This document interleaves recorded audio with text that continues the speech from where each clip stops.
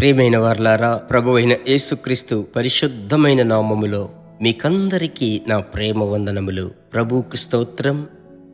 మనం అనుదినం ఈ రీతిగా కలుసుకుంటున్నాం. ఇది దేవుని కృప కదా. దేవునికి స్తోత్రం.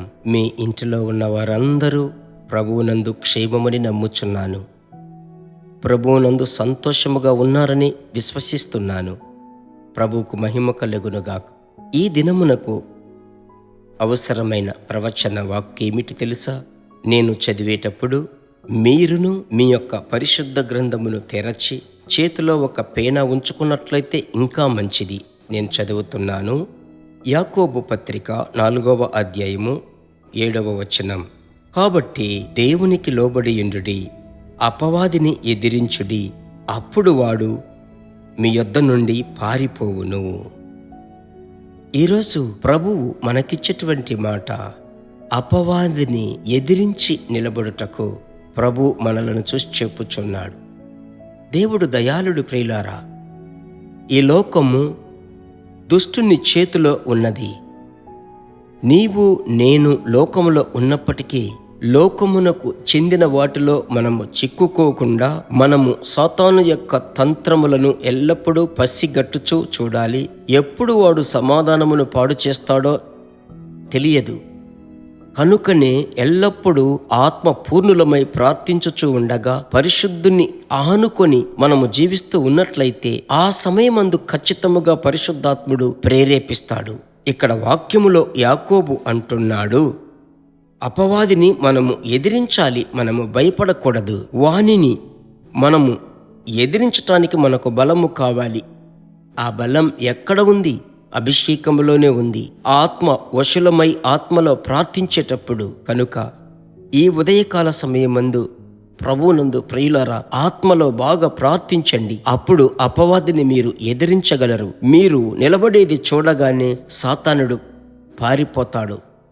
అర్థమవుతుంది, వీళ్ళ దగ్గర మనం ఉండలేము, వీళ్ళ చుట్టూ అగ్ని మండుచుంది అని పారిపోతాడు. ప్రియులారా, మీరు అపవాదిని జయించి అపవాదిని లయం చేయబోతున్నారు. ఆత్మ చేతనే మీరు అపవాదిని జయించగలరు. ఖచ్చితముగా అలాంటి కృపను ప్రభువు మీకు ఇస్తాడు. ఇందుకొరకు మనం ఇప్పుడు ప్రార్థించుదామా?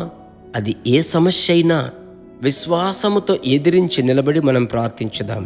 పరిశుద్ధమైన మంచి తండ్రి, యేసు నామములో మేము ఏక మనసుతో ప్రార్థిస్తున్నాం. ప్రభువా, యాకోబు 4:7 ప్రకారం ఆత్మ అభిషేకముతో నిలబడేటప్పుడు అపవాదిని ఎదిరించే శక్తి మాకు దయచేయండి. శత్రువు యొక్క పోరాటములను ఎదిరించుటకు ధైర్యాన్ని దయచేయండి. సాతానుని చూచి మనసులో కృంగిపోకుండా, అపవాదిని చూచి కలత చెందకుండా, అపవాదిని చూసి ప్రభువునందు నూతన బలము పొందుకోవడానికి సహాయం చేయండి. మీ ప్రేమగల హస్తానికి అప్పగించి ప్రార్థిస్తున్నాను. ఈ దినము నుండి ఏ అపవాది పోరాటము చూసి మీ బిడ్డలు సోలిపోరు. ప్రభువా, మీరు నూతన బలముతో నింపబోతున్నారు. అందుకు కోట్ల కొలది స్తోత్రం. అందుకొరకై ఇప్పుడే స్తుతిస్తున్నాం. ఇంటిలో ఉన్న వారినందరినీ బాధ్యత తీసుకోనండి. ప్రభు యొక్క సమాధానం నది వలె ప్రవహించునుగాక. యేసు నామములో ప్రార్థిస్తున్నాము తండ్రి, ఆమెన్. దేవుడు దయాళుడు. ఇంత మట్టుకు నడిపించిన వాడు ఇక మీదట నడిపిస్తాడు.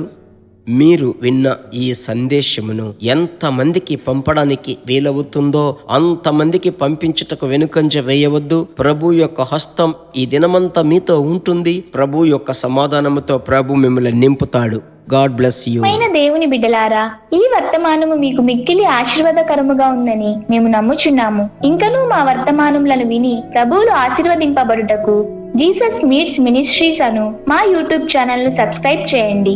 మరియు మా ప్రార్థన సహాయముకై మీరు సంప్రదించవలసిన మా ఫోన్ నెంబర్ 9841425236 మరియు 7299546363. Email gpsrobinson@hotmail.com. ప్రభు మిమ్మును ఆశీర్వదించునుగాక.